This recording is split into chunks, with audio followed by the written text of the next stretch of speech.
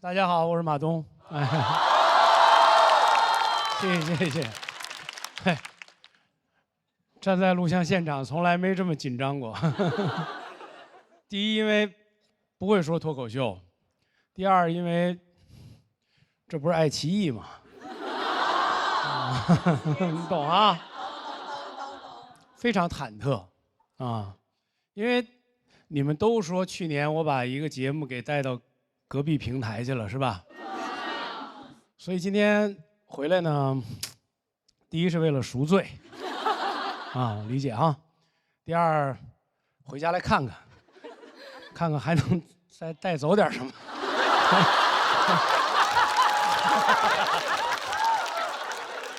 说实话，很想念，真的。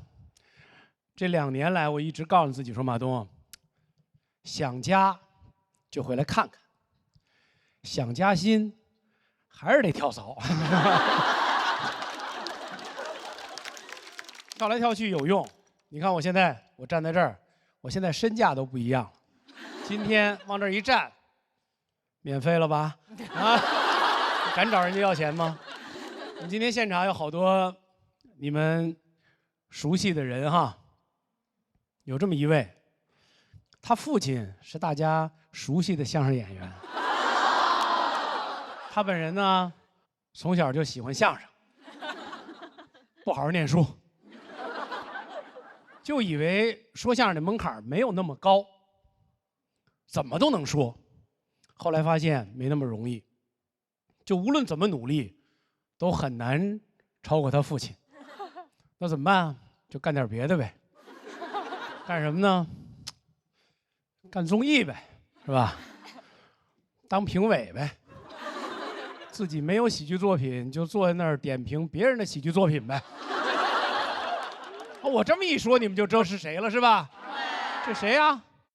就是我呗。这个场上就是我跟郭麒麟有这个共同的特点，所以我们俩有好多体会是共通的。我不懂脱口秀，但是这个场上我是懂郭麒麟的。郭麒麟现在真的很优秀，你看，演戏又演得好，然后情商又高，人又长得帅，多么优秀的年轻的老艺人。我觉得所有的演员都应该向郭麒麟学习，所有的喜剧演员都应该向郭麒麟学习，甚至所有从事笑的艺术的工作者都应该向郭麒麟学习。你说心里话，郭德纲是不是应该向你学习？原生家庭的痛我们都有。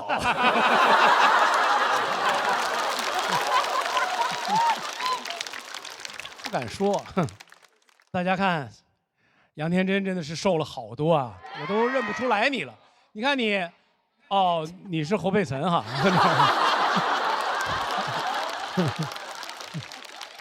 佩岑姐姐，我们是好朋友，今年特别棒，在浪姐那儿留下了好多高情商的名场面，我印象特深。她见着管乐的父母，一张嘴就是妈咪、爸爸，你们生了一个天使。你听听人家这情商。我不瞒你说，上一场我借了他一充电宝，他也说我是天使。我觉得照这样下去，世界上只剩下一种人了，就是没有见过侯佩岑的人，因为只要见着他的，当场都成了天使。说回到天真哈，江湖上有好多谣言，他们说天真姐姐暴瘦是因为失恋，怎么可能呢？我那么了解她，真的，我真的不能让他们这么诋毁你。凭什么一个女生暴瘦就是因为失恋啊？在我心里，你纯是因为生意失败，就是大码女装卖不动了嘛。我觉得咱事业女性是吧，要受伤，也受事业的伤。行，这边的人我都得罪光了已经。我其实很喜欢这个节目，因为至少这个节目里的选手都还盼着我好。我们那节目里的选手，关心我主要体现在关心我什么时候生病。有一次我们马上就要录像了，土豆那个作品都一直没有准备好。录像前一天，我被隔离带走了。土豆得知以后啊，仰天大笑啊，哈哈哈哈的。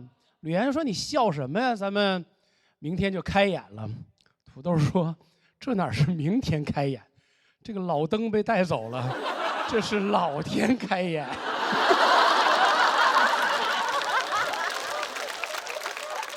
他们都管我们那儿叫喜剧监狱，其实哪有什么监狱，就是上班嘛，对不对？每天演员也是来我们这儿上班，跟这一样写稿子，创排、熬夜。我有时候看着他们那么辛苦，我真心里不是滋味。我就跟他们说：“我说，哎呀，我说你们这样真的太让人心疼了，要不然你们晚上加班的时候就别开空调了。”他们说热。我说嗨，就你们这作品质量，演着演着就凉了。其实我知道，在场的选手啊，都因为创作而感到焦虑和痛苦，然后老问说：“哎呀，我们怎么办呢？”你问我怎么办，这就叫活该。真的，因为是不？为什么？因为我们这个工作已经是世界上最幸福的工作之一了，每天在新鲜的创作。那如果你的作品在舞台上获得了观众的笑声和肯定，那是什么呀？也是活该。谢谢大家，我是马东。Hello， 大家好，我叫谢谢。然后，对，谢谢你。我在上海呢，叫 Thanks。我现在是一个大学在校生，所以今天给大家聊点年轻人的话题，咱们聊聊上坟。我18岁那年，我爷爷迁坟，然后我第一次去我爷爷那个新墓地上坟的时候，就发现我爷爷的墓地明显比周围的要大，我就问我爸为什么，我爸说因为咱家买了一个3代的墓地。我说哦，也就是说我太爷爷、太太爷爷都在里面呗。我爸说不，你爷爷是第1代。我当时都吓坏了，我说爸，咱俩今天还回家吗？我都特别怕他给我一句说来都来了。我说爸，咱不能在没苦硬吃和没福硬享之间选择没死硬埋吧。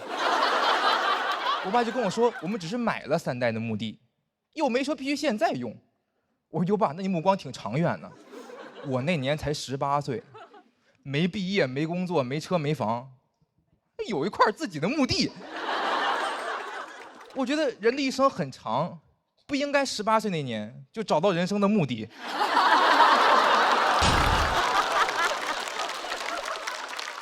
我爸给我解释说，咱这是公墓，如果不提前买好的话，等爷爷附近墓地被别人买走了，咱们就没有办法和爷爷埋在一起了。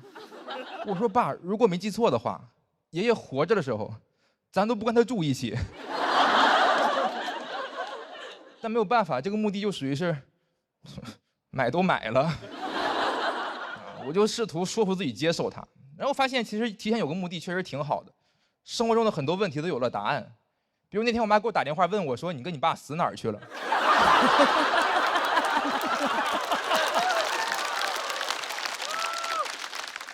我说锰河公墓48号。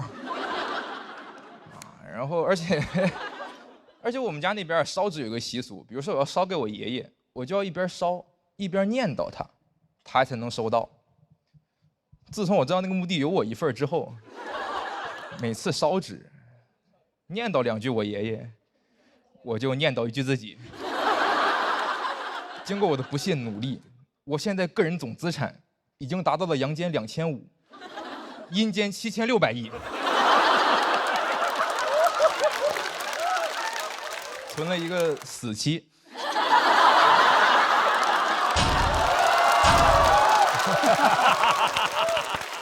我现在为了存钱，逢年过节就烧纸，不光清明节烧纸，圣诞节我也烧纸。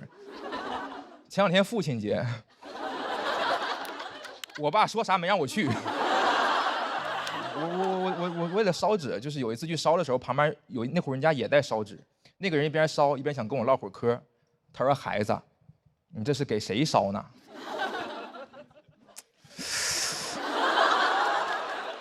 我说：“给我自己。”当场他脸就绿了，跟他手上那个玉皇大帝是一个颜色的。就那天吓得他往我这儿烧了2个亿。我那样坚持了很长时间，因为我在衡中学到一个道理，就是将来的我会感谢现在努力的自己。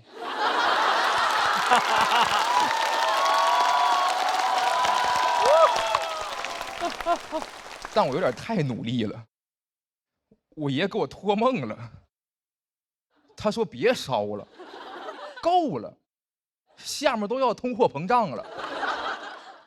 我说爷爷给您烧你就收着呗。我爷说真不用，真不用。说哎，给孩子的。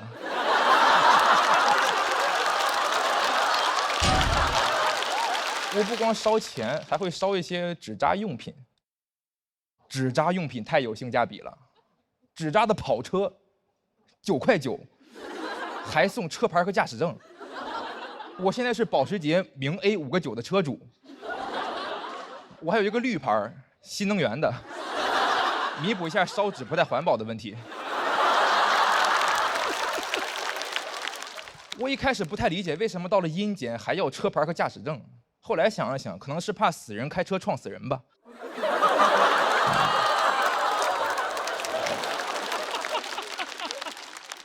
然后我做了这些准备以后，我现在就觉得，虽然活没活明白，但死我已经有着落了。我不羡慕有钱人，活着有钱，死了又带不走。死后有钱才真正的富有，生前你不理财，死后财不理你。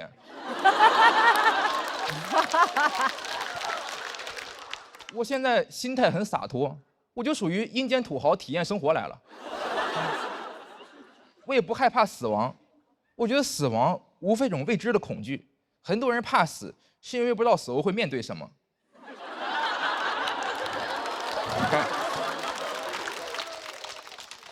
我知道，巨额财产，我现在都在想早点下去。前段时间我又回去给我爷爷上坟，然后顺便转移一些资产，转移到我的这个地下钱庄。但我那次去的时候就发现，某河公墓的大门和围墙被拆了，门口竖着一个告示牌，上面写着河北省某河公墓涉嫌非法经营，即将被拆除。我当时的反应也是，他一个公墓，他能怎么非法经营？他是在坑里打隔断了吗？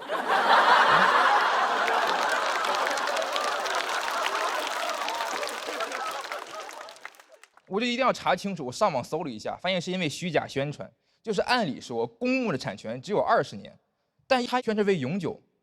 我觉得这就说得通了。要是知道产权只有20年的话，那谁会买3代的墓地呀？那话又说回来，为什么一个公墓的产权只有20年？20年以后，那骨灰咋办呢？怎么白发人化灰会挥发吗？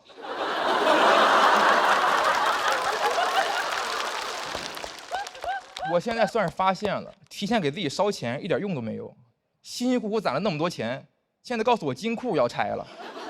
我也是没想到，年纪轻轻，人还在，坟没了。今天也是忠告大家，这理财有风险，烧钱需谨慎。那不说了，我要找下一个人生目的了。好，讲这，谢谢大家。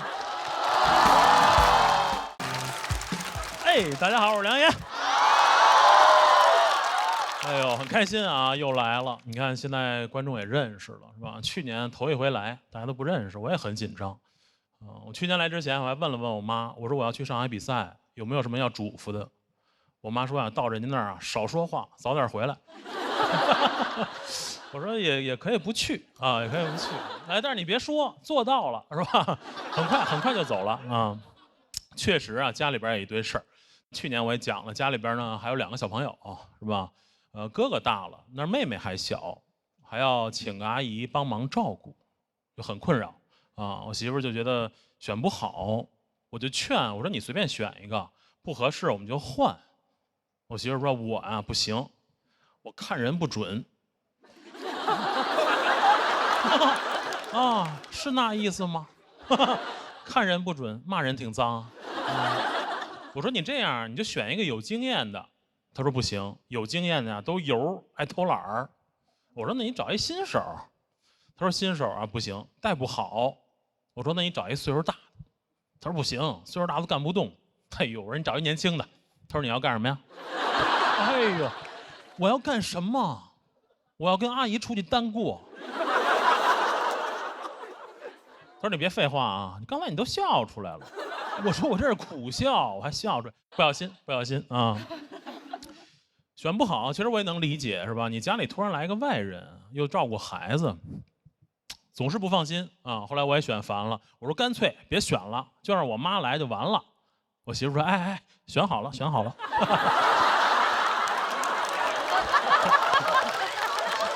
你知道，当你把主要矛盾拿出来的时候，次要矛盾好解决，当场就选好了。选好了，阿姨呢就是聊一聊工资嘛。哎呦，阿姨这工资也不是说高，也不是说低，阿姨这工资啊准。阿姨这工资就跟看着我工资条定的似的，哦，跟我工资一边多，跟我工资一边多什么概念啊？她要是全勤，我不敢请假。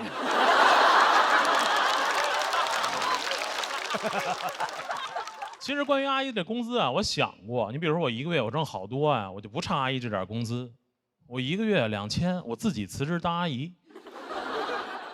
现在她一样。当然我知道有的朋友会说啊，一样，你也可以自己辞职当阿姨，你还能自己照顾妹妹。但是我们那个本职工作不是还有5险1金？阿姨这工作管吃管住。我呢上班不远，她就住我们家。哎呦，我们俩这工作一时间还有点难分伯仲。哎呦，我说我这工作还没点优势。我说我这工作稳定。阿姨说对，你稳定我就稳定。哎呦，狠狠被拿捏啊！签了合同越想越别扭。你看原来上班就跟妹妹说爸爸上班挣钱给你买好吃的，现在不行了，现在上班挣钱都给阿姨了。什么感觉？现在感觉为人民服务啊，很具体。为阿姨服务啊。我说我还给你发工资，我说我干脆直接让我们会计打你那儿得了，那咱俩工资都一样。阿姨说：“哎呦，你净开玩笑，你哪能那么没出息啊？”阿姨来了呢，就是融入的也很快，几天啊就有主人翁意识了。现在每天在家里抱着妹妹送我上班，走吧，就忙去吧，啊，就给我挣工资去吧。哎呦我走我也不放心啊。我说阿姨，您记得给孩子喝奶粉。阿姨说非喝奶粉啊。我说不，非喝奶粉。二宝啊特别喜欢那个飞鹤星飞帆卓瑞，聪明宝宝都爱喝。阿姨说行了，别嘱咐了，快去挣奶粉钱去吧。我说哎，你别说，挣着了啊。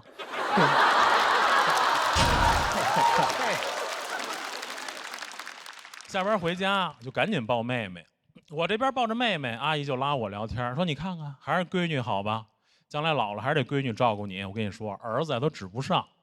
我说阿姨您别这么说。阿姨说嗨，我有分寸，你儿子不在我这么说。我说您啊最好是等我妈也不在。阿姨没事呢就拉我聊天，然后就数了我。其实我能理解，就是新员工入职啊要展现自己的这个价值，但是阿姨展现那方式吧，就有点奇怪，就老批评我。她说：“你看这纸壳本，卖不了多少钱，还占着地儿。这扫地机器人最没用啊，擦不干净地我还得擦它。”我说：“哎呦，怎么刚上班就骂同事？看哪儿都别扭。”我觉得阿姨啊，就是工作不饱和，是吧？每天就是闲的。你看她带着孩子啊。上午玩会儿，中午睡觉，下午又玩会儿，这一天就过去了。你想我们那一天，差不多，差不多。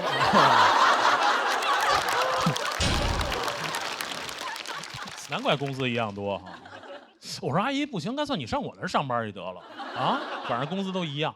阿姨说：“哎呦，你净开玩笑，我哪干得了你那活儿啊？”哎呦，我说您别说啊，差不多。我在单位伺候领导，您在家照顾孩子，没事儿呢哄哄他，有事儿给他擦屁股。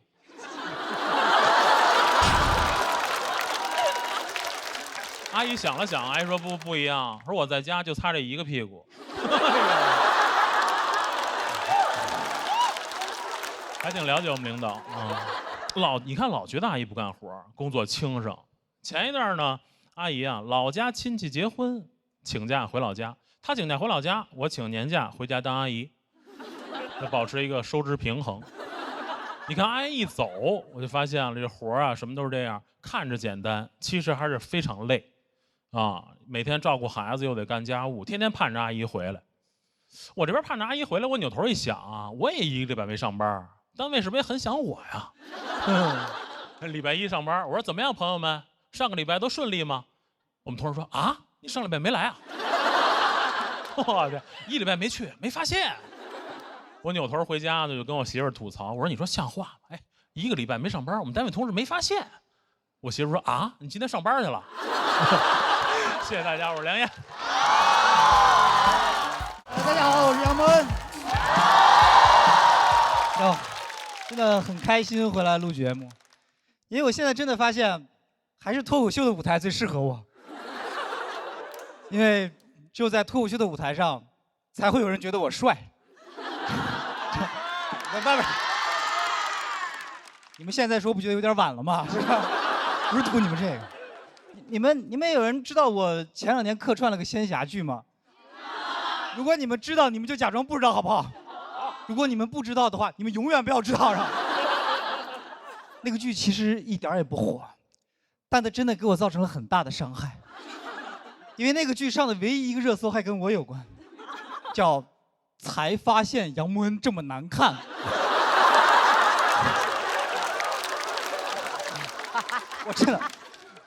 我看到那热搜的时候，我真的非常难，我很难过。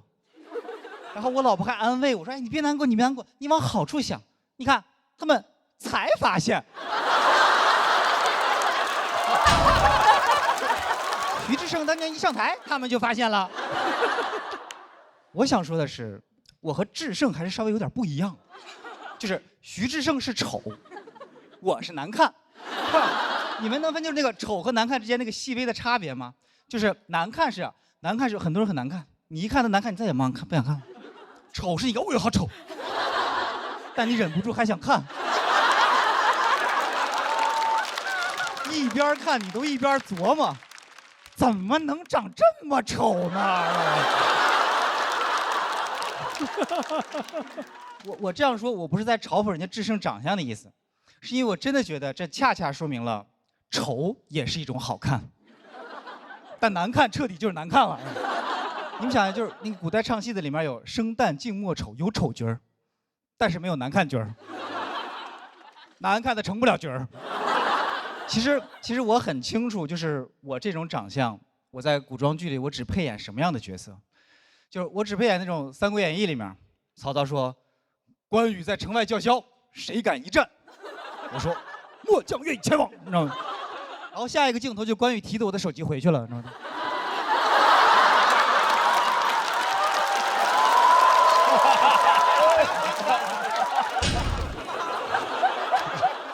打战鼓呢，在这个就是，而且，人真的是你要经历一些事情之后，你才能做到真正的感同身受。我原来看仙侠剧的时候，我的嘴很恶毒的，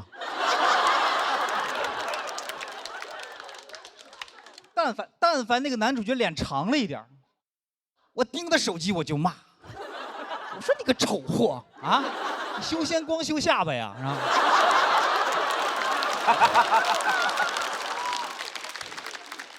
然后我们前2天我们又看了一个仙侠剧，我老婆指着其中一个男演员就说：“哎呦，他长成这样也好意思出来演戏？”我跟他说：“他也不容易呀。”你知道他现在有多难过吗？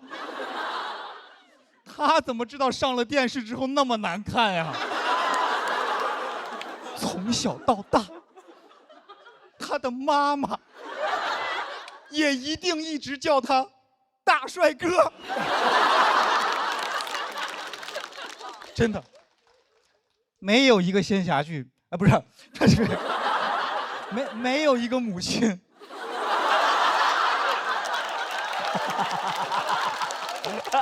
会觉得自己的儿子难看的。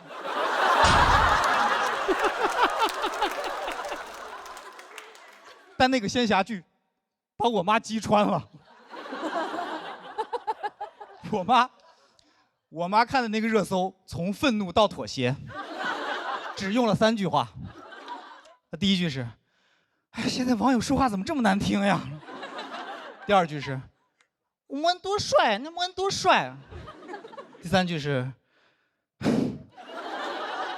这个妆好像就是有点问题啊。”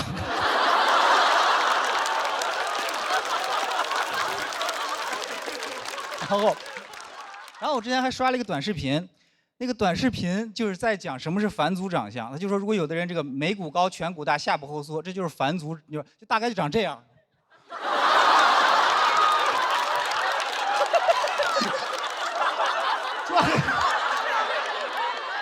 你们都看得见？是，这有什么好啊？你没见过山顶洞人是吧？这真的就是那个视频，他就这样，他那个视频还专门配了一个就是北京猿人，就历史课本那个图。说实话，我看着那个图，我从来没那么觉得，我根本不是什么内蒙人，我老家就在北京周口店，是吧？而且你们知道，就是北京王府井那个地铁站那个下面有个古人类文化博物馆。我以前在北京生活的时候，我每次都过去都想转一转。我一开始以为说我喜欢历史，我现在明白了，就是乡愁。而且我发现，就是男女就对待这种视频的态度完全不一样。就我老婆看完之后，她给我发了一个上海9院的挂号链接，她说这是中国最好的整形医院，说要不要去垫垫下巴啥的。就她就这样，就说别人说的哪儿不好，她就想改。我才不是这样的，我不是。我点开那个视频，然后在下面评论，我说对呀，没错，长成这样，因为我是你祖宗。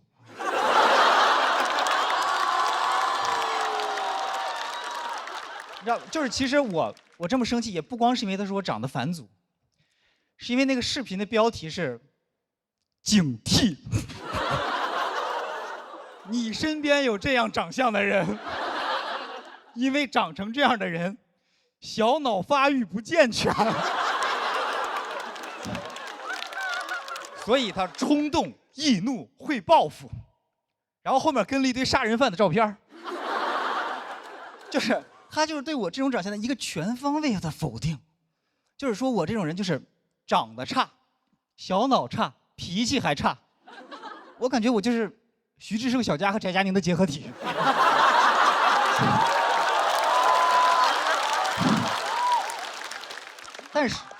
但是如果你长得帅的话，什么问题都没有，就不管你干什么事儿，别人都不会挑你的毛病，对吧？是吧？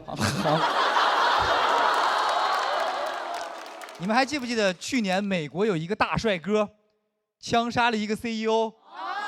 你们看看你们这个反应，你们啊，一定不是因为他杀了人吧？他因为帅，然后他就火遍了全球，所有媒体都在争相报道他，就在讨论他的家庭背景，然后他的社会背景、他的工作背景、他的教育背景，就是核心就是在发问：这个社会到底出了什么问题，把一个大帅哥逼得去杀人？最后他们得出结论：他杀人是因为保险行业坑人，社会不公。哎，他要是长成我这样，他们还会这么说吗？不会的，他们只会说他杀人，因为他眉骨高，颧骨大，下巴后缩，所以易怒，走在路上想 biang biang 来2枪。为什么要来2枪？因为我小脑发育不健全，第1枪瞄不准，这样。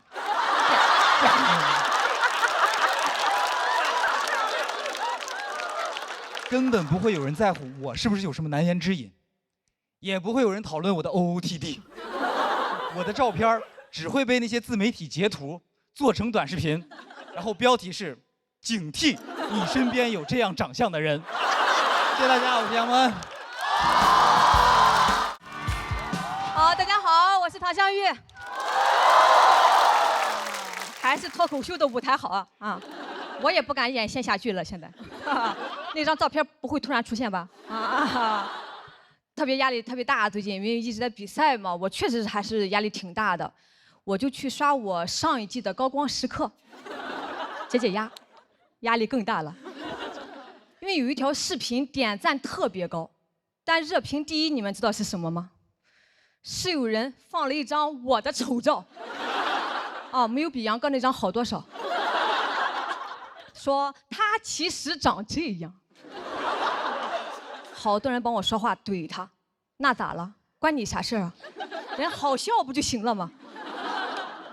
好像没有安慰到我什么呀。但我好好打扮一下吧，也有人不满意，说忘本了，好看了不好笑了。咋了？是粉底把笑点盖住了吗？他说你应该把心思放在业务能力，不然你再打扮也只是一个普通的小美女。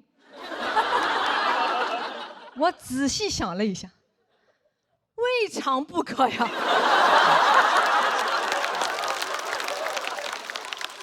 这有啥不满足的呢？以后再说我先叫我小美女唐湘玉，你个小美女。没有，我没有这么洒脱。谁能保证可以一直好笑呢？我肯定会越来越美的呀。我觉得不行，得找找别的出路了。我就想办法去报名了今年的浪姐。啥呀？我又没去。啥呀？去面试了面得非常好，表演了一段唱跳，导演说我太好笑了，又问我还有什么优势，我说我愿意照顾别人，情绪稳定，情商高，侯佩岑你们知道吧？难分伯仲啊。当时气氛也特别好，我出来他们还在笑，我就知道稳了，炸场了吗？这不是？开开心心回来等通知。为了这个，我一场演出都没有接，专心准备出舞台。准备的是《漂洋过海来看你》，我和南瓜的定情曲。这是我的暖宝宝，不是卫生巾啊。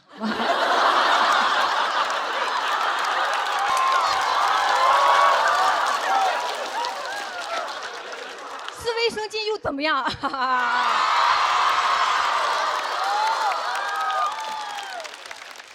拿在手里了南瓜不要担心我，我能挺住。就漂洋过海来看你，南瓜当时还说呢，说最近咋没见到你呀？我心想你以后更见不到我了，我要去浪了，漂洋过海来看我吧。相当膨胀，甚至爱奇艺咱们节目第2季，人来问我的时候，我还说那个先等一等吧，我最近喜欢吃芒果。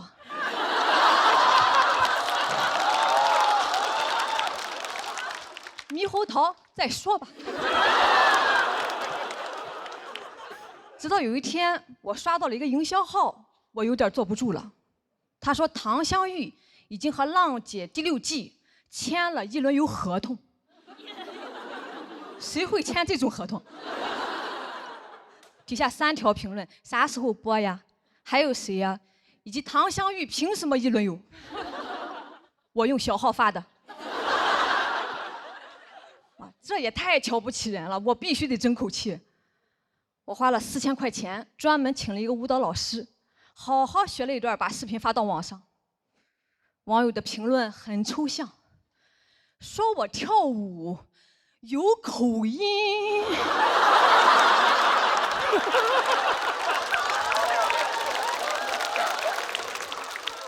跳舞怎么有口音啊？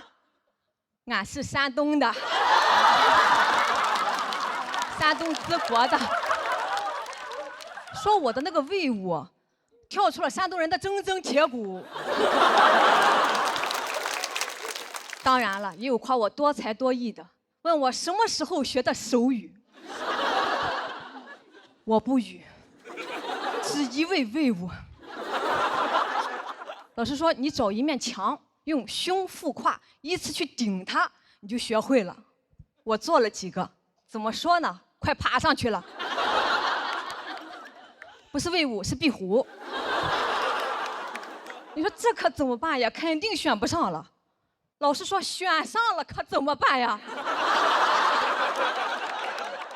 不会还找我吧？啊？你这边笑的也太过分了，纯嘲笑呀！我只能安慰自己啊，我说哎，就算咱这方面确实是有不足，但万一呢？万一人家就是需要一个废物。成长线才好看嘛，那谁想看那种上来就唱得好、跳得好的呀？你想看吗？啊，小点声吧，小点声吧啊！别再说话了啊！一直忐忑的等到了大年初8，我刷到了路透，人家已经开始录了，都快1公了，我还在村里吃席呢。我一轮游不是得去吗？但我的判断也不是完全错的，至少佩岑姐选上了。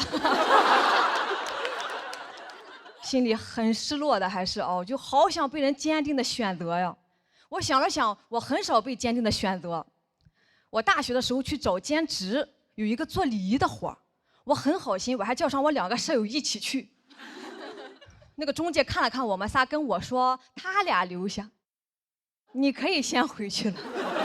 我舍友都懵了，怎么你也是中介呀？啊？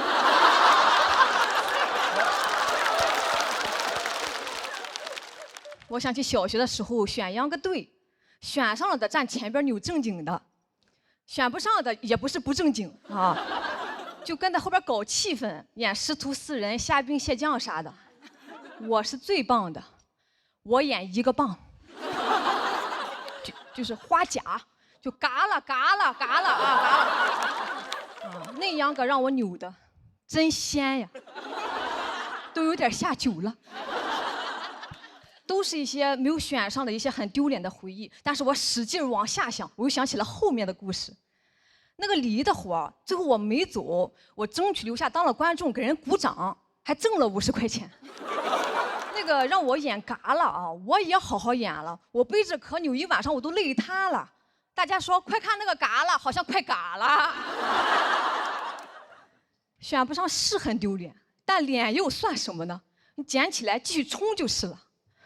所以我赶紧联系了爱奇艺，再给我一次机会吧，还是猕猴桃有营养啊！因为泰戈尔也说过，如果你因为错过太阳而哭泣，那么你也将错过《喜剧之王》单口季。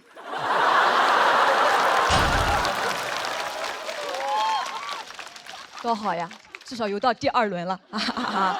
我就是这样，有一点希望我都不会放弃，我就是要挣扎。风浪再大，我也要威武一下。好，谢谢大家，谢谢，谢谢。大家好，我小夏。我这几年呢，养成了一个不良爱好，喝酒。对，当然我不是因为喝酒才这样的，好吧？我小脑健全的好吗？因为前段时间有个营销号拿着我的照片，然后说过量饮酒会导致脑瘫，而且那个照片还是我流口水的照片。我把它发给我的演员朋友，求他们别喝了，一个赛道容不下2个脑瘫。我是上大学才开始学会喝酒的，然后我舍友也夸我酒量真好。喝再多都跟平时一样，开什么玩笑？我喝多了比平时更灵活，好吗？我真的没有在搞笑，是这样。我这个呢是神经系统的疾病，然后喝多了酒精会麻痹神经，神经就会忘掉自己有病。我上次喝到一半，然后有个酒瓶从桌上掉下来。我2只手没接住，2只脚接住啊！只有神经病才知道里面的门道有多深。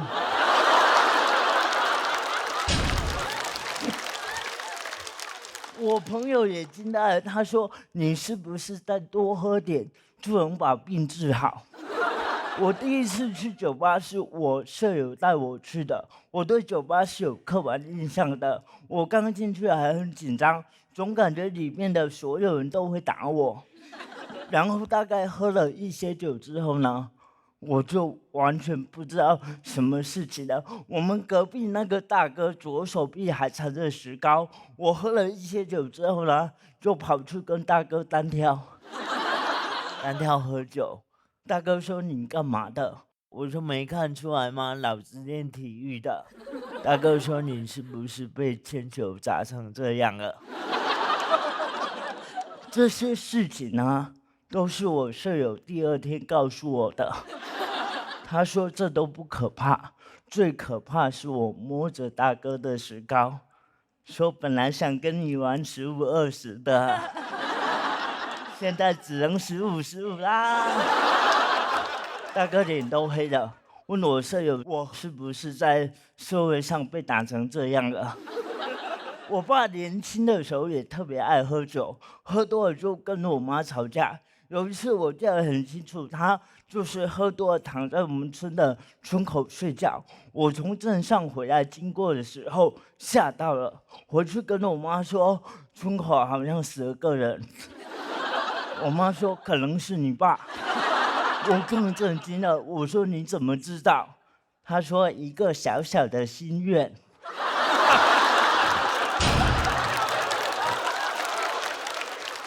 我说妈，别这样说，也太不吉利了。他说我是真的担心你爸喝酒会伤身体，而且我给他买了很多保险，受益人都写的是你的名字。从那之后，我跟我爸喝酒都不知道怎么说敬酒词，我不能说恭喜发财，感觉怪怪的，更不敢说爸走一个。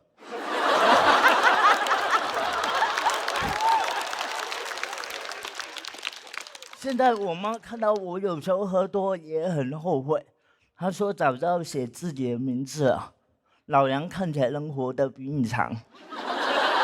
我那天看到一则资料说李白很多诗啊都是在喝酒时候写的，我就觉得他好会控制那个量啊，就喝酒了还能这么有逻辑。我在想他如果喝嗨了会怎么写？仰天大笑出门去，如何呢？又能整。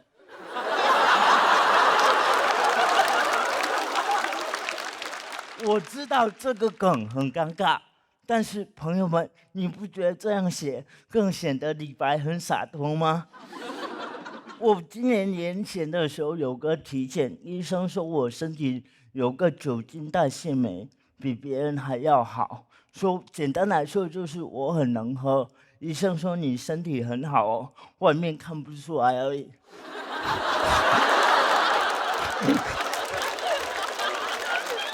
你就感觉上帝为我关上一扇门的同时，给我开了一箱酒。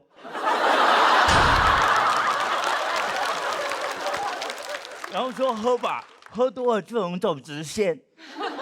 我这2年很少喝多了，我上次喝多是在上海街头跟一个很久不见的朋友边走路边喝，然后喝到实在走不动，就躺在一个马路牙子。我突然理解了那年躺在村口的我爸，这次死了2个人。我很感慨，我觉得长大之后很多事情都变了，我就觉得很感慨。然后我看着我朋友，我说欲买桂花同载酒，终不是少年游。我朋友沉默啊，他说你说的对，我们去买点桂花酒吧。谢谢大家。大家好，我是英宁。哎，哈哈，我呢是一个东北女人。巧了，我妈也是。她的人生信条就4个字：不服就干。只要我一不服，她就干我。小时候让我长个儿，让我长个大个儿。跟大家解释一下，我爸就1.69米，我妈1.5米。对，东北不仅有 I 人，也有矮人。但是他呢，希望我长到1.75米，每天让我拽单杠。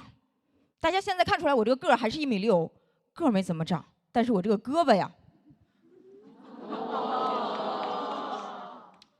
我1.6米的个儿，但我的臂展是1.65米。小时候做课间操，老师说大臂向前看，结果啪就插人嘎叽窝里了。老师说死平就啪扇出去2个嘴巴子，伸手就打笑脸人。不瞒大家，我这个胳膊伸手就是2.1米，也没什么用。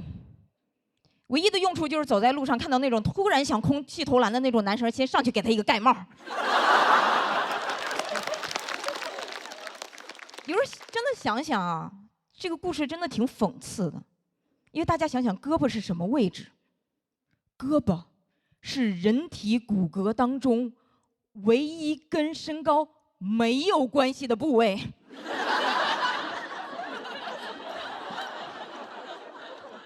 但凡当年我练习的是上吊，人虽然死了，但是官方身高是1.62米。我妈这个人，她不仅不服生物学，非生物的也不服。我记得我刚毕业那年就不想再管家里要钱了，但是北漂嘛，你租房子图便宜，哼。大家租过凶宅吗？没有想到吧，这里还有死亡话题。当时那个中介还跟我说呢，说女士，您现在站在窗户边的这个位置，就是上一个住户跳下去的位置。我当时把我吓死了，我说难怪便宜呢啊，遇上了跳楼价了。我妈一听什么凶宅，根本不服，说妈觉得这个房子它应该不是一个凶宅，因为那个人站在这儿的时候还是活着的。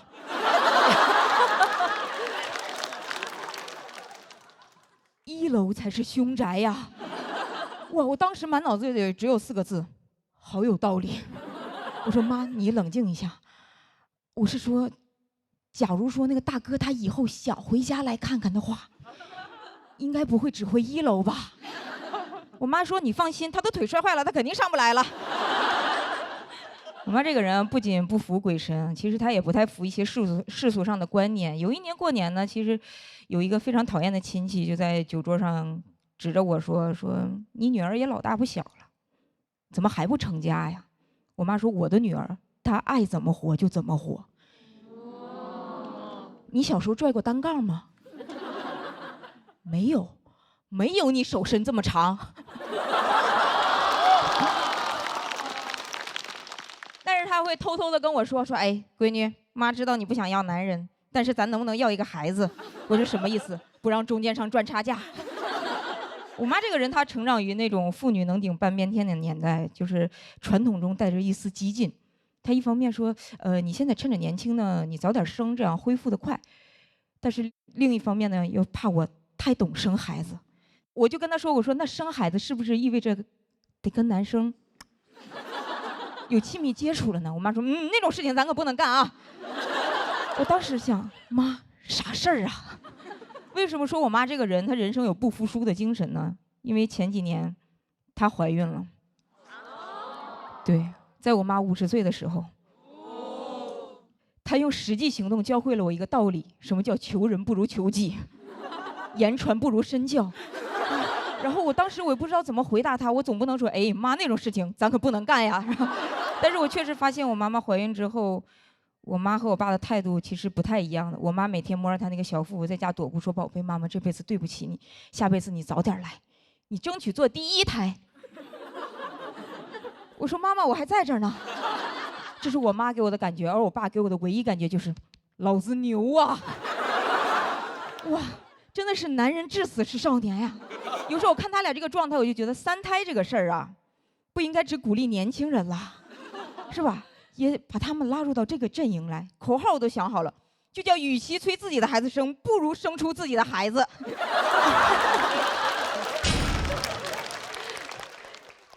但我妈催生她也不是为了一些世俗上的观念，她就是怕我现在不生老了吃苦，又怕我现在生现在就吃苦，因为她跟我说其实女人生孩子真的特别容易遭很多的罪，尤其容易得产后抑郁。他就说他当年就得过，他说我们那个时候哪知道这是病啊，都以为刚生的孩子太丑了，丑的让人想死。他说我当时抱了你第一下都不是说这像谁呀，而是说这像话吗？我还关心他，我说那你难受吗？我妈说咋不难受？当时周围的阿姨天天就想跳楼。我说那你呢？她说我还行，我就是想把你扔下楼。我说妈，你是不是那个时候就想过1楼才是凶宅？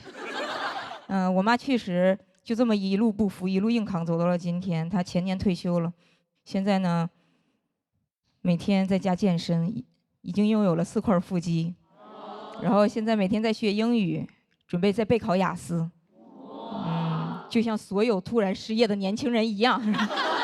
但是他这种精神也一直鼓励着我，就像比赛之前他跟我说，比赛那玩意儿咱就干呗，管他输赢呢，听妈的，咱谁也不服。